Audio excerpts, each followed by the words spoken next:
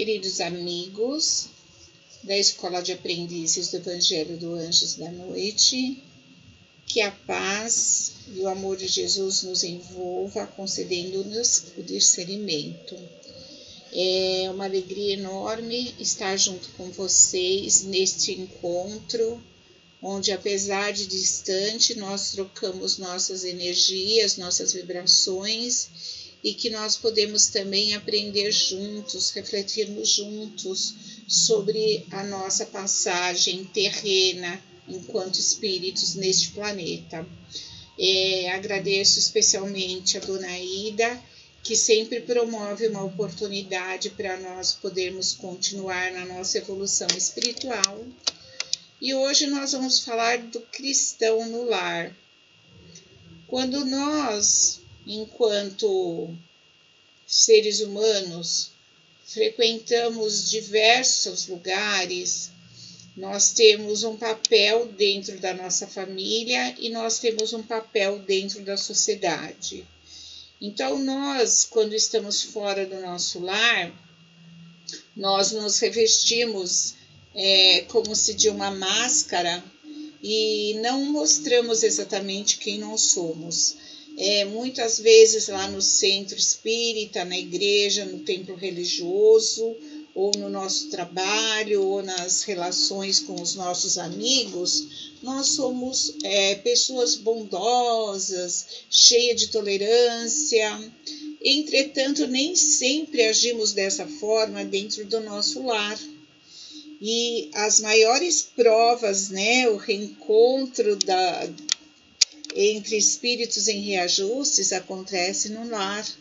E a maior prova para se colocar o nosso cristianismo, esses ensinamentos que nós aprendemos, é exatamente no lar. O lar é um laboratório onde nós somos testados a cada momento para nós manifestarmos quem nós somos e buscarmos, então, essa evolução espiritual que nós estamos aqui encarnados para estar desenvolvendo. Allan Kardec nos diz que não são os da consanguinidade os verdadeiros laços de família, e sim os da simpatia e da comunhão de ideais, os quais prendem os espíritos antes, durante e depois de suas encarnações. Quando Allan Kardec faz desta afirmação, ele nos diz que a nossa verdadeira família é a verdadeira família espiritual, que nem sempre está encarnada junto conosco. Muitos estão ainda no plano espiritual, outros estão encarnados, mas em outras famílias consanguíneas. O que nos liga nessa família espiritual são laços de simpatia, a nossas semelhanças de ideais, e esses laços eles vão prender os espíritos antes, durante e depois das encarnações. Mas quando nós encarnamos, nós vamos ter uma família consanguínea, e é nesta família consanguínea que nós vamos ter o encontro, sim, com espíritos que nós temos uma simpatia, mas também temos os espíritos com os quais nós temos reajustes a fazer. E Chico Xavier, ele nos coloca que o lar é o santuário em que a bondade de Deus nos situa. Então, nós devemos olhar o nosso lar como um lugar santo, um santuário, e é dentro dele, nos fios da consanguinidade, que nós recebemos o primeiro mandato de serviço cristão. É aí que te avista como adversário de ontem, convertido em parente próximo, o que retomas o contato das afeições queridas que o tempo não apagou. Então é dentro do nosso lar que nós iniciamos o nosso primeiro serviço cristão. Tudo que nós aprendemos tem que ser inicialmente aplicado dentro do nosso lar, com os nossos entes queridos, com a nossa família. Às vezes a esposa difícil, às vezes o marido exigente, às vezes é o filho rebelde, às vezes a interferência de um tio, de um cunhado, marido ou mãe, do pai, da sogra, do sogro, enfim, todas essas interferências, elas são provações que temos que passar para fazer reajustes, né, das nossas relações de períodos passados, de reencarnações. Mas também temos encarnado em nosso lar afeições, né, espíritos simpáticos que muitas vezes nos dão o fortalecimento necessário para que a gente consiga cumprir com a nossa prova.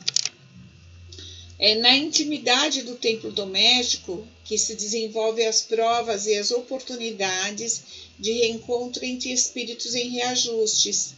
No convívio do lar, manifestamos mais nitidamente aqueles sentimentos de intolerância, impaciência, revolta, precisamente na intensidade em que os mesmos permanecem no nosso íntimo em processo de transformação. Essa convivência no lar, então, é uma grande oportunidade de nós fazermos a reforma íntima, porque fora de casa nós colocamos uma máscara, né? E nós somos pessoas tolerantes, pacientes, generosas. Em casa tem pessoas que são pior do que limão, né? Já levanta azeda e passa o dia inteiro azedo e às vezes ainda tem o dom de azedar a vida dos outros.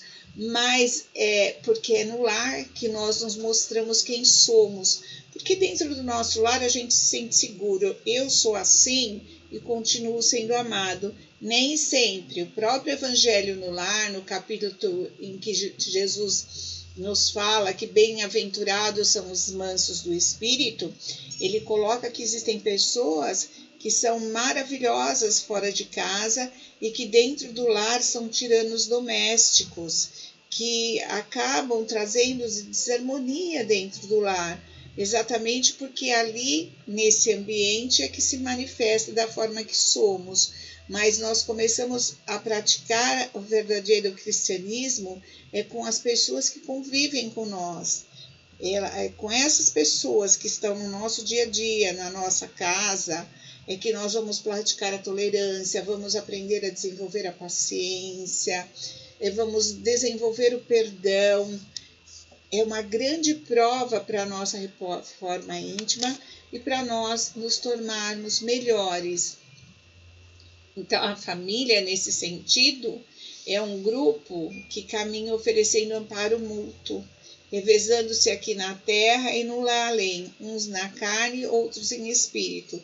Então, sempre existe dentro da família esse amparo mútuo, esse amparo que vem daqueles espíritos mais simpáticos que estão encarnados conosco, e mesmo aqueles que são adversos conosco, às vezes num momento de dificuldade, eles também nos ajudam. E nós estamos sempre revezando nesse grupo familiar. Às vezes estamos desencarnados, estão com nossa família espiritual, e encarnados estamos com nossa família espiritual, mas também com os entes que nós precisamos fazer os nossos reajustes. Nada acontece por acaso na nossa vida, então ninguém passa a nossa vida por engano. Tudo tem um propósito. Porque aquele marido difícil, porque aquele filho difícil, porque aquela esposa exigente. Tudo tem um propósito e não existem erros nos planos de Deus. A vida conjugal, ela também é de grande importância, porque através desse relacionamento conjugal, que depois vai estar formando uma família com a vinda dos filhos, nós precisamos desenvolver a convivência harmoniosa. É no seio da família que nós passamos aos filhos os ensinamentos de Cristo, porque a família é a primeira evangelização. Então, os verdadeiros cristãos, eles não podem ignorar os laços profundos de compromissos que nós escolhemos na espiritualidade e que se renovam na vida terrena. Abandonar a tarefa do lar é contar com pesadas dívidas que vão nos ser cobradas futuramente. Diante de nossa irresponsabilidade, nós vamos ter que saldar isso nas vidas futuras. É importante, então, buscarmos trazer no nosso relacionamento conjugal uma atitude de mais compreensão, de mais tolerância, de mais aceitação, tanto do marido, tanto da esposa, quanto dos filhos, para que nós tenhamos o casamento não como um ponto de chegada, mas que o casamento seja um ponto de partida para que nós, através dessa comunhão de espíritos, de esposa, marido, filhos, todos temos a oportunidade de caminharmos na nossa jornada evolutiva. Somos diferentes e temos que aprender com essas diferenças. O esposo irresponsável, a esposa incompreensiva, o filho rebelde, a filha enferma, são nossos professores de espiritualidade. Eles nos trazem as lições não aprendidas, eles nos vão ensinar a amar verdadeiramente, eles vão ensinar a perdoar, vão nos ensinar a ter paciência, aceitação, respeito. Imagina assim, quanto que é difícil a prova de se ter um filho com alguma enfermidade ou uma filha com uma enfermidade, com autismo, com síndrome de Down ou qualquer outra doença. Para os pais, quando um filho já tem uma gripe, que é uma coisa, né, comum, já deixa muita tristeza. Imagine esses pais que têm que passar a vida convivendo com esses filhos.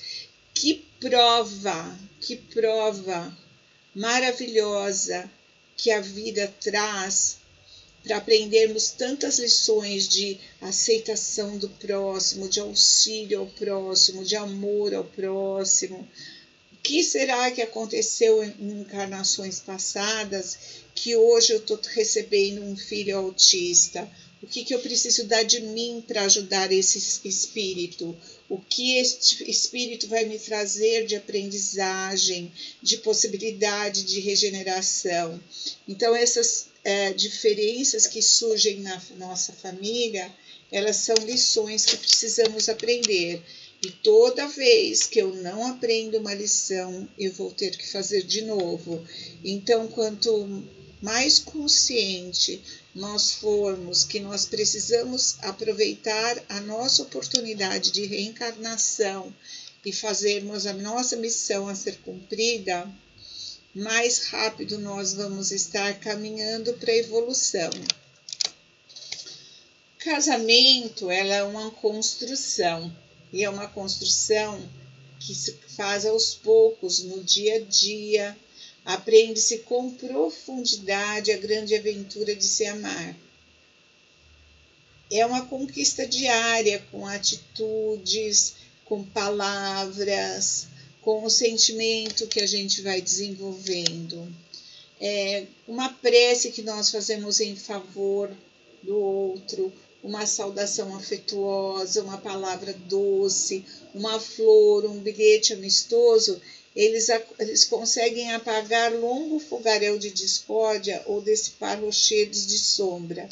Pensemos que muitas vezes, fora de casa, nós temos toda uma atitude doce, né?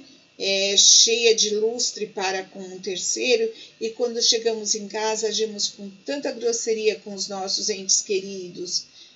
Que gostoso quando nós elevamos uma prece pelos nossos familiares, quando nós chegamos em casa abraçando, beijando, dizendo que bom estar de volta, faz uma surpresa com uma simples flor, deixa um bilhetinho lá na geladeira, hoje o seu dia vai ser maravilhoso. Nós temos o WhatsApp, que dá para a gente também mandar mensagens maravilhosas para elevar o dia das pessoas. Então vamos aproveitar todas essas oportunidades para levar perfume na vida das pessoas. Essa é uma atitude cristã. Os filhos, eles são obras preciosas que o Senhor confia aos casais, esperando-lhes a cooperação amorosa e eficiente no trabalho desprendido de preparação daquelas criaturinhas que são conduzidas pelas suas mãos. Poderão levar os homens de amanhã os exemplos do amor e respeito do Mestre Jesus, transmitido pelos pais. Os filhos, eles são de grande responsabilidade. Quando nós passamos a ter os nossos filhos, nós respondemos no plano espiritual por esses filhos, por esses espíritos que foram confiados a nós. É importante que nós aproveitemos a oportunidade de estarmos com esses espíritos e conduzi-los para uma evolução, para que nós possamos criar esses filhos com equilíbrio, né, com justiça. A melhor forma de ensinar é pelo exemplo. Não adianta falar muito, nós temos que ter atitudes. Quando eu falo para o meu filho, mentir é errado, e ele me vê mentindo, ele fica confuso. Minha mãe diz mentir é errado, mas ela mente. Então ele vai aprender com a minha atitude que mentir não é errado. Porque eu falo, não faça, mas eu faço. Então, devemos esclarecer nossos filhos no livro do exemplo nobre. Nem freio que o mantenha na servidão, nem licença que arremesse ao charco da libertinagem. O que Emmanuel quer dizer? Que nós devemos ensinar através do exemplo, mas que nós temos que ter um equilíbrio, né? Nem ser excessivamente amoroso, né? Aquele amor que mima, aquele amor que tudo pode, porque nós sabemos que nós precisamos pôr limites, nós precisamos pôr freios. Então não é o amor sem limites, que tudo pode, sem regras, mas também não é aquela exigência demasiada que bate, que machuca, que agride. Ai, mas é errado eu dar um tapinha? Gente, um tapinha é uma coisa, espancar é outra, né? Então, nem é a violência e nem é ser simplesmente omisso. Sempre um equilíbrio na criação. A disciplina e o comportamento à luz do Evangelho vão alicerçando os espíritos ainda infantis. Os pais são os primeiros evangelizadores dos filhos. O que acontece é que as crianças pequenas ainda, elas conseguem ser bem moldadas. Então, cabe aos pais a função também de evangelizadores, né? Levar as crianças as palavras de Jesus, o ensinamento de Cristo, a oração, a prática da caridade, do perdão, porque os pais são os primeiros professores do Evangelho dos filhos. E através dos nossos exemplos, eles vão continuar nesse caminho. Eu gosto muito dessa reflexão, porque muitas vezes a gente não mantém aquele contato constante com os nossos filhos e eles crescem muito rápido e eles vão embora. E depois que eles chegam numa determinada idade, eles vão seguir a vida deles. E muitos filhos ouvem ainda os pais depois que se tornam adultos e conseguem manter uma relação no diálogo, mas outros não querem saber dos pais. Por isso, desde pequenos, a gente tem que ter uma relação próxima.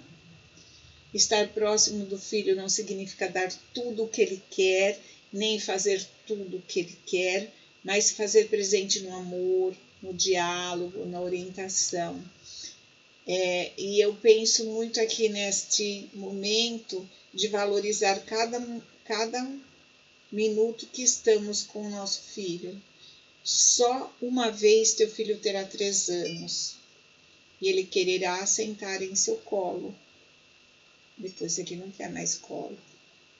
Só uma vez teu filho terá 5 anos e desejará brincar contigo. Depois que ele crescer, ele vai querer brincar com os amigos. Só uma vez teu filho terá 10 anos e desejará ir a teu trabalho, porque ele quer fazer parte da tua vida e ser tão bom profissional quanto você. Só uma vez teu filho será adolescente, e nesse momento da adolescência, ele precisará da sua compreensão, do seu apoio, da sua orientação. A adolescência é uma das fases mais difíceis na evolução humana. Só uma vez teu filho estará na universidade e precisará do teu conselho. E se não tiveres com eles nesses momentos, estará perdendo o teu filho. Por isso, valorize cada minuto que estiver em contato com o seu filho. Viva-o intensamente, seja presente. E os filhos? Será que é só o pai que tem obrigação? É só a mãe que tem obrigação?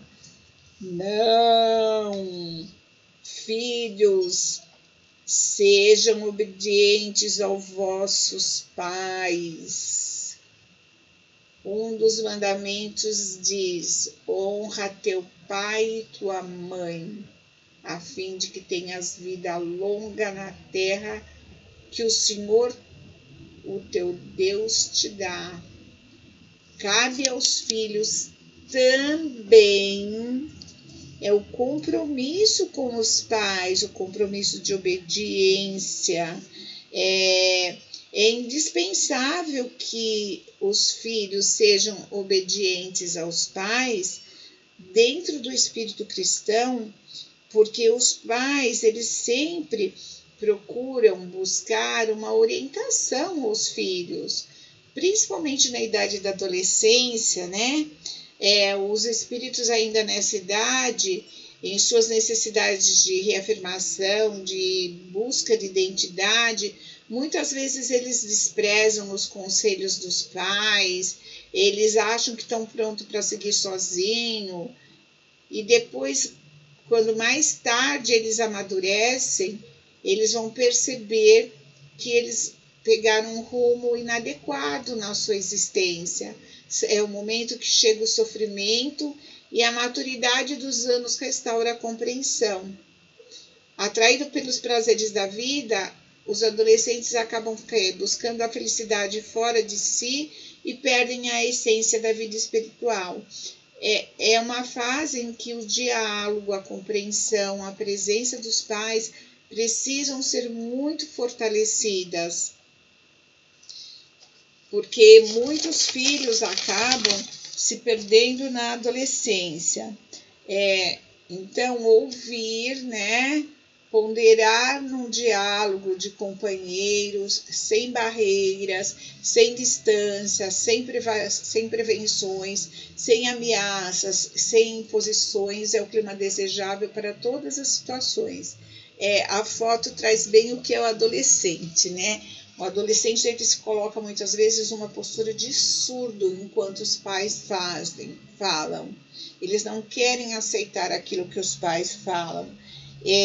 Um pouco desta rebeldia faz parte do desenvolvimento da adolescência, mas é importante que eles prestem obediência e respeitem os pais, entendendo que essa forma com que os pais se relacionam com os filhos é um cuidado é o amor, é a preocupação com tantas coisas que temos no mundo aí que pode nos levar a uma vida de sofrimento. E os pais não desejam aos filhos esse sofrimento. É importante a manutenção de diálogo entre pais e filhos. É importante que os pais aprendam a ouvir os filhos, ponderar e procurar ter um diálogo. Muitos pais já chegam assim com formas de ameaça. Às vezes, ouvindo o filho, procurando entender e buscando palavras, exemplos que o façam compreender, às vezes um vídeo ou um filme que possa buscar e mostrar para eles as coisas em que eles podem estar se colocando em situações de sofrimento.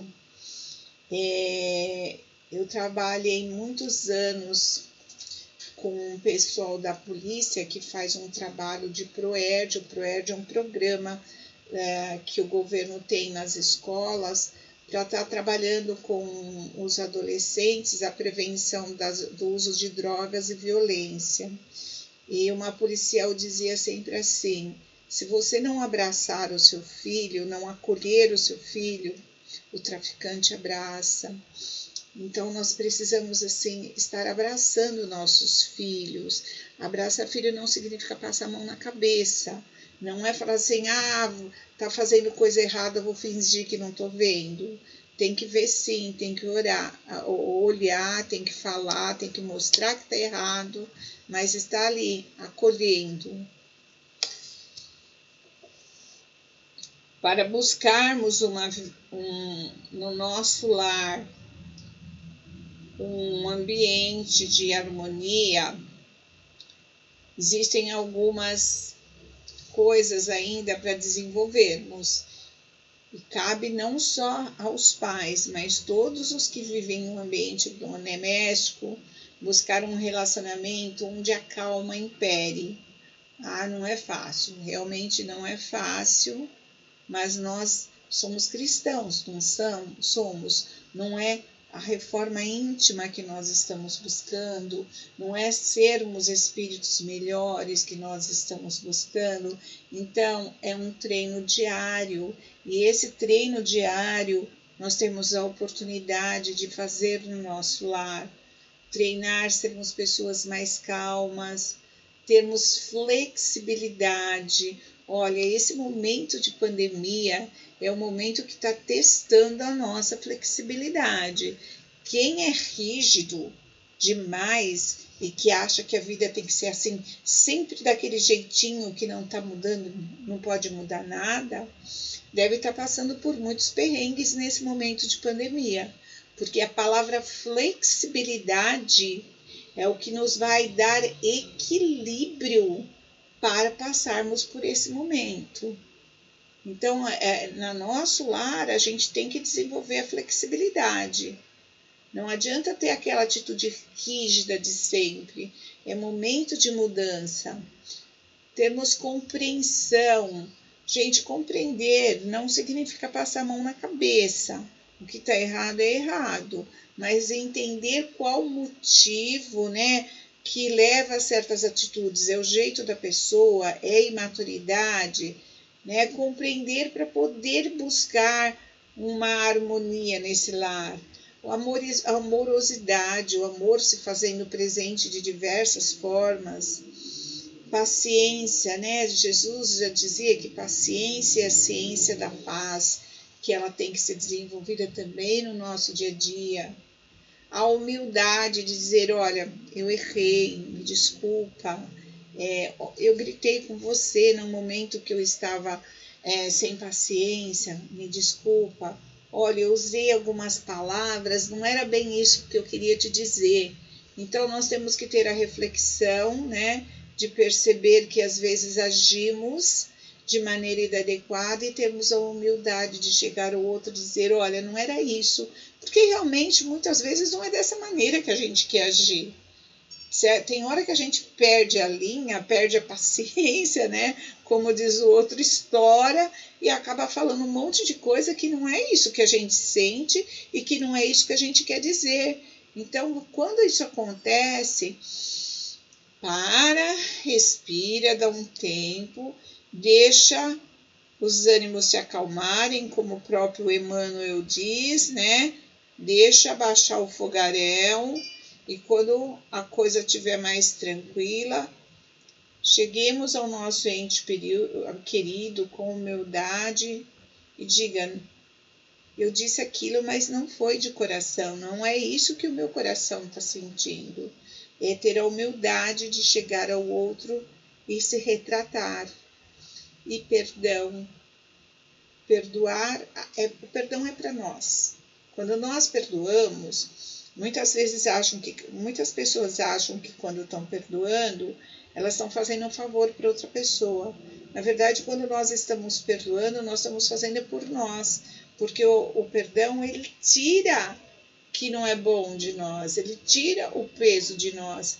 Então, o perdão, ele é muito salutar para nós. Então, perdoar, sim, é para nós. E não é um favor que nós fazemos por outro, é um benefício que nós trazemos ao nosso coração. Todos esses passos para termos harmonia no lar, eles são exercícios que têm que ser feitos diariamente. É fácil? Não. Se fosse fácil, nós não estaríamos aqui. E o próprio Jesus disse que não seria fácil, mas ele estaria conosco. Então, nós estamos sempre amparados pelo nosso mentor, pelos espíritos de luz, pelo Divino Mestre. É a lei do amor que realmente une as criaturas em qualquer relações. Então, abandonar a tarefa no lar é contrair dívidas pesadas que nós serão cobradas com os acrescidos juros que a nossa irresponsabilidade terá que saldar em existências próximas.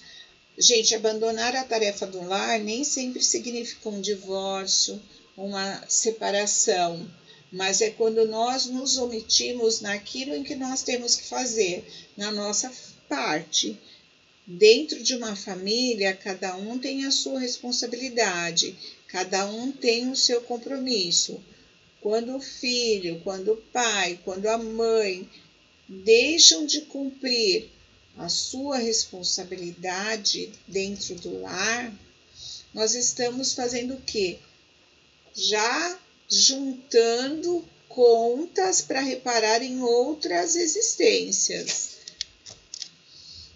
Indubitavelmente, quando se fala do divórcio, Emmanuel diz que indubitavelmente o divórcio é compreensível humano, sempre que o casal se encontre à beira da loucura ou da delinquência.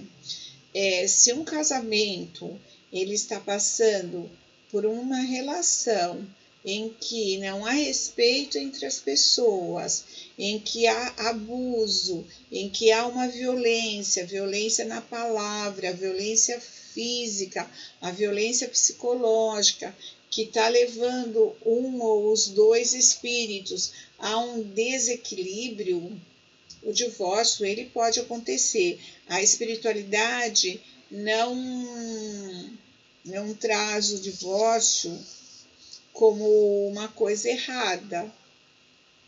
Talvez seja necessário o corte daquele vínculo, porque ele pode comprometer um espírito ou outro.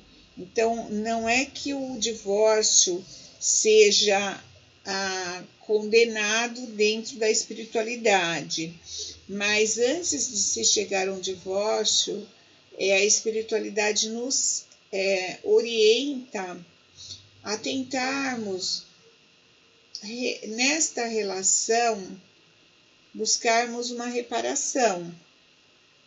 Mas se a lei do amor não está imperando, se as pessoas não estão conseguindo ter uma relação, que há um amparo mútuo, que há uma afetividade, que não haja um crescimento emocional, que não haja um crescimento espiritual, em que as pessoas estão, os espíritos estão se comprometendo, então acaba tendo que ocorrer. Mas é razoável que os cônjuges façam um esforço máximo para que não venha interromper os compromissos que se comprometeram no plano divino. Eu acho assim bem legal essa figura aqui. Como vocês conseguem manter um casamento que já dura 65 anos? Né? Hoje nós vemos casamentos que duram 3 meses, 4 meses, 1 ano. É uma forma da gente refletir, né? Nós nascemos numa época em que, quando algo quebrava, éramos ensinados a consertar e não jogar fora. Então, é esse esforço que a espiritualidade nos traz. Quando está quebrando alguma coisa na relação, vamos tentar consertar. Às vezes não dá para consertar, né? Mas vamos nos empenhar o máximo possível. O Evangelho nos traz sobre a caridade, e Francisco Xavier coloca muito que a caridade começa no lar. É no lar que nós começamos a ser cristãos. Não adianta a gente ir lá prestar o serviço voluntário no centro, na igreja, no orfanato. É lógico que fazer coisas boas sempre é edificante, mas nós temos que começar a ser caridosos dentro do nosso lar, observando primeiramente aqueles que deixamos em casa chorando, se eles já foram sofridos com as nossas atenções e orientações cristãs. Primeiro vamos fazer o nosso lar, porque a nossa primeira missão evolutiva está no nosso lar. Por mais importantes que sejam os seus deveres como médicos, advogados, empresários, vocês são, antes de tudo, seres humanos, e essas relações humanas com o cônjuge, com os filhos e amigos constituem os investimentos mais importantes que farão. Então, veja bem, não é deixar de ajudar o próximo, mas é olhar o próximo que está mais próximo de nós, que são os que estão nos nossos lares. O lar, ele é o sagrado santuário de uma família. Então, vamos convidar Jesus para trazer luz ao nosso lar. Quem cultiva o Evangelho no lar faz de sua própria casa um templo com Jesus. A prática do Evangelho do lar, ela traz luz à nossa casa, os bons espíritos trazem bons fluidos que se mantêm aqui. Vamos procurar ter o hábito, principalmente nós que fizemos a escolha de ser espíritas, né?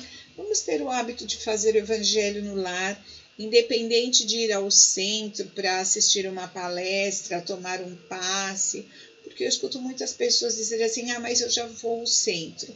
Agora não consegue ir presencial, pode assistir palestras, né, virtuais pela internet. Tem um material muito bom hoje de palestras que estão sendo colocadas, muitas lives, mas fazer o Evangelho é um momento em que nós estamos trazendo luz ao nosso lar. Naquele momento que a gente faz aquela prece, a gente está trazendo harmonia. No momento em que nós fazemos a leitura daquele trechinho do Evangelho, nós estamos aprendendo. Os nossos entes queridos também, de uma forma ou de outra, vão receber através da participação, ou se não estiverem participando, os mentores vão estar levando essa mensagem de luz. No momento em que nós fazemos as vibrações no Evangelho, é o momento que nós estamos doando a nossa energia para o nosso lar, para os nossos entes queridos, mas nós estamos doando para a universalidade. Vamos, então, cultivar o hábito do Evangelho do lar. Existe um texto que eu gosto muito, que ele vai dizer que o melhor relacionamento não é aquele que une pessoas perfeitas, mas aquele onde cada um aprende a conviver com os defeitos do outro e admirar suas qualidades. É uma história em que os porquinhos, né, o porco espinho, se um ficar muito próximo do outro, um machuca o outro com os espinhos. Mas existe uma história que conta que na época em que foi tendo uma mudança climática aqui no planeta, começou a gelar muito. Então, os porcos espinhos foram percebendo que se eles não se juntassem, né, não ficassem próximos uns aos outros, eles acabariam morrendo. Apesar da dor de ficar junto um ao outro, porque os espinhos feriam eles, eles tinham que aprender a conviver com a dor, né, causada pelo espinho, ou eles não sobreviveriam. E dessa história a gente tira esse ensinamento, que nós nunca vamos ter um relacionamento com pessoas perfeitas, porque as pessoas perfeitas não existem. Não tem ninguém perfeito aqui, nenhum de nós somos perfeitos. Então nós precisamos aprender a conviver com o defeito dos outros, a admirar as qualidades, porque nós estamos num planeta que estamos para aprender a evoluir, aprender a sermos melhores. Então, é através dos nossos relacionamentos que nós vamos fazer isso. Há uma gratidão muito grande com as pessoas que encarnam conosco, porque essas pessoas nos dão a oportunidade, esse marido difícil, essa esposa difícil, esse filho rebelde, né?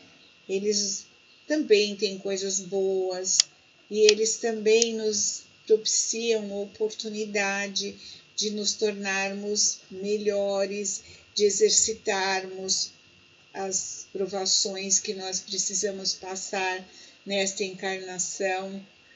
A nossa atitude de gratidão é muito importante a esses espíritos que estão contribuindo, voltando, né? Ninguém está na nossa vida por acaso. Todos que passam pela nossa vida vêm para nos ensinar alguma coisa. Então, sejamos gratos a esses companheiros de jornada. E Jesus diz que a paz do mundo começa sobre as telhas a que nos acolhemos. Se não aprendermos a viver em paz entre quatro paredes, como aguardar a harmonia das nações?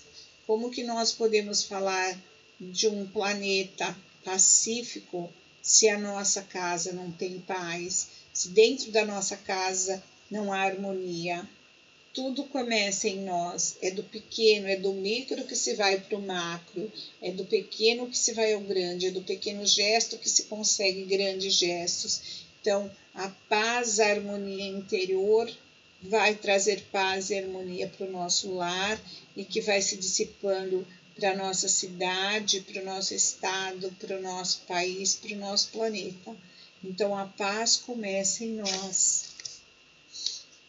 Estou encerrando a aula e mandando a cada um de vocês muita gratidão.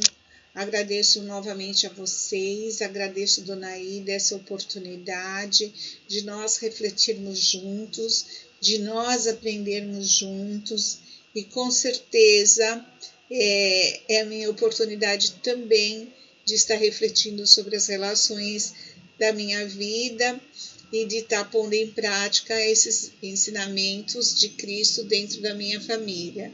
Então, eu agradeço a vocês por esse momento que vocês me propiciam, que nós possamos ter outros encontros tão agradáveis como esses. Fiquem na paz e na luz do Cristo. Um beijo enorme para cada um.